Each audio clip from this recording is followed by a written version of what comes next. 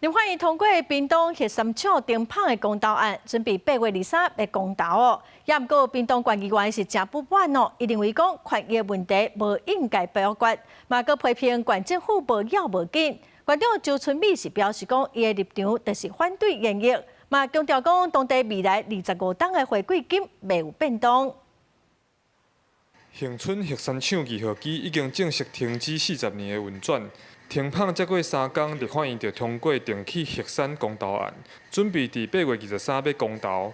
屏东县议员洪明刚17即阵时就表示，权益问题无应该表决，也质疑县府拢无动作。哪有人安尼？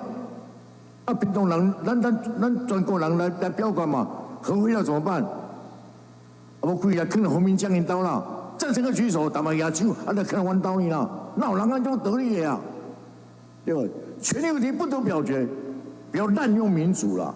我也反对说一个地方性的问题，那是全国来决定。县长周春美嘛针对外界关心的回馈金问题回应讲，就算核三厂停放，未来25年，恒春这4个乡镇的回馈金拢未变动，县政府也会全力支持地方建设。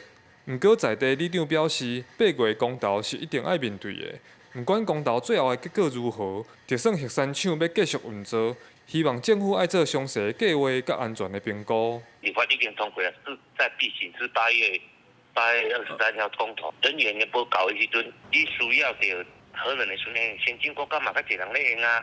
但是你这个透明化、安全化，甲你的这套信息资料有够。坦白讲啦吼，每一人看拢无共啊。周春美表示，县政府反对延续运转的态度真坚定。核三厂原底就是规划40年爱停，县政府拢遵照程序来行。中选会既然通过公投的法案，因嘛会尊重公投的结果。记者柯永哲，屏东报道。